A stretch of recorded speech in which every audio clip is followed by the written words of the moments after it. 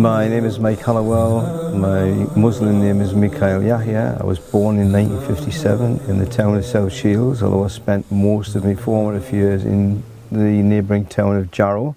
I have a family. My wife and my 3 sons and I were all English. I found my way, fulfill my dreams. I couldn't say no time for change. My journey to Islam began many years ago. Worked in the police service and the crime prevention department. I used to visit local communities, including the local Muslim community, and give them crime prevention advice. I always had a love for Muslim people. I found them very positive and very happy people, and I was always very defensive whenever I heard Islam criticised, even though I didn't know an awful lot about it.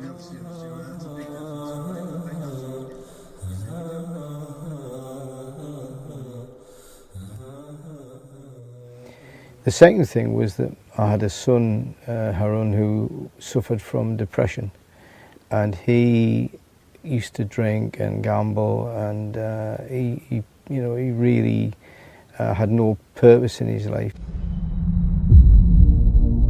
What are we doing here, and where are we gonna go? It's like we just woke up one morning, and then it's welcome to the show. Don't ask any questions, just go with the flow. Make as much money as you can and try your best not to get broke. And then he became Muslim and he stopped drinking, fighting, gambling, and this really made us wake up and smell the coffee. I just need to know, is there more to the cycle than growing and getting old? Living and dying just to leave behind a happy home and a whole lot of property that somebody else is going to own. I just really need to know before the casket's closed. We asked ourselves, look, what could have had such an amazing impact on our son? What is it about Islam that could change a person from such a negative way of living to such a positive way of living? If you ask my wife, what has Islam done for you? She will say, well, it gave me my son back.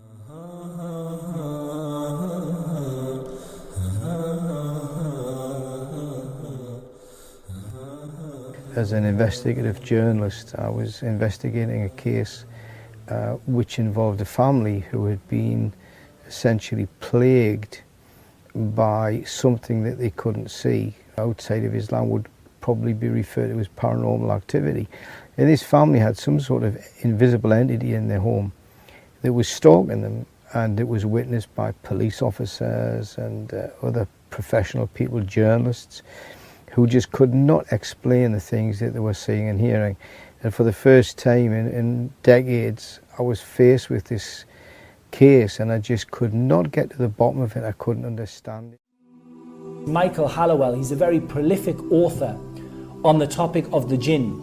He wrote most of his books when he was not a Muslim. He's one of the most famous paranormal investigators. I happened to be talking to a Muslim friend of my son's, Rakib, and I mentioned the difficulty that my friend and I were having with this particular case, and he asked me if I had a copy of the Quran, and I said yes. So I went and got it, and he asked me to turn to a particular chapter, or surah as they're called in Islam, the chapter of the jinn.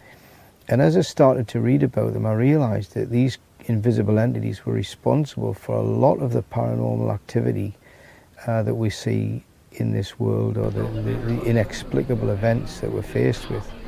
And not only that, they explained perfectly what was happening in this particular case down south that we were investigating. And I realized that, you know, for 1500 years, people have been researching the supernatural, the preternatural, the paranormal, and all the time the answers that we've been seeking were right there in the Quran from the very beginning.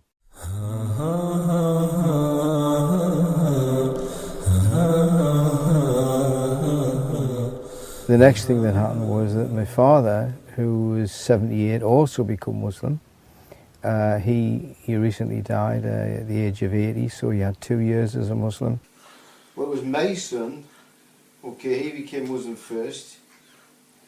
And then he twisted me arm up my back.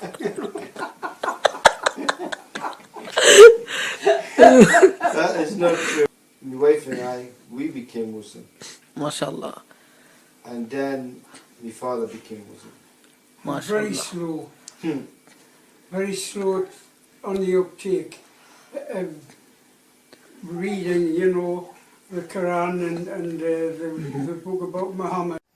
Then, after that, other people in the family took an interest in Islam, and there was someone else reverted, and so it was like this chain reaction of individuals in the family, one by one. The reactions to our reversion to Islam have been interesting. In terms of my readers, people who read me newspaper articles, me books, the reaction has been extremely positive. We've had a tremendous amount of support, my wife and I, since we became Muslims.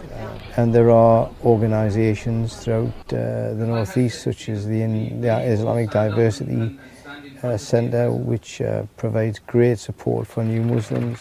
Islam is a very strong, cohesive bond amongst the individuals who embrace it, and so you find yourself continually, despite the lack of alcohol and drugs and cigarettes and everything else, despite that, you find yourself continually being asked out to family gatherings, to restaurants. There's a very, very active social participation aspect to Islam.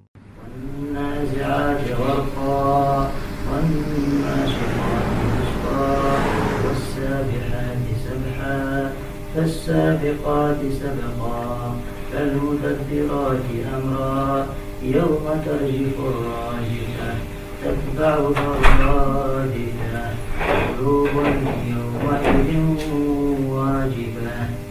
I found my way, fulfill my dreams. I couldn't say, no time for change. I couldn't say, no time for change. I found my way, fulfill my dreams.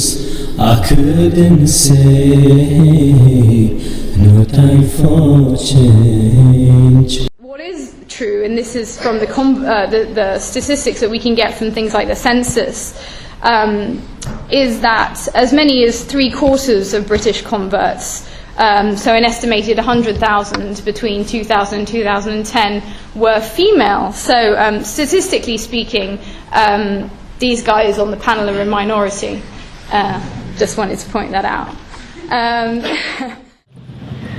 I met her, and just seeing how happy she was and her family was, and she told me about Islam, and by the end of it, I was sitting down with her for about 3 hours. I almost started crying, and she stopped. She was like, "You're gonna cry?"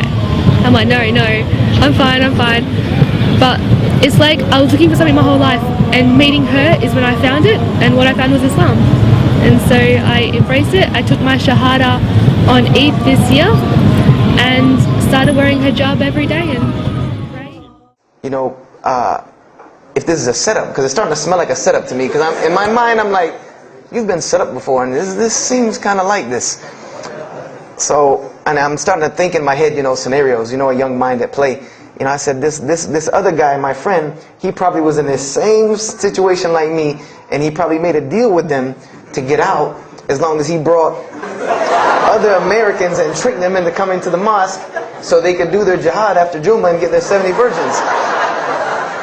I was born in Sweden, and I was a Protestant, and as a Protestant I was baptized, and then I had my confirmation. I used to go to Sunday school. I went to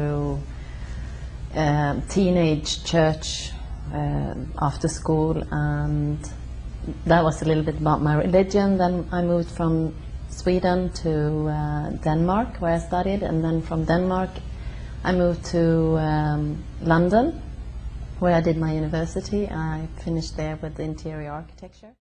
Hello, this is Dr. Gerald Dirks, formerly the Reverend Gerald Dirks. In just a few moments here on The Dean Show, we'll be talking about my conversion to Islam.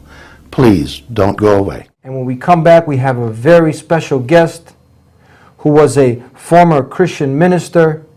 He has graduated with honors from the prestigious Harvard University. with a master's in divinity, started studying the Bible at a very young age. He has so much to share with us today on The Dean Show, and I'm so excited.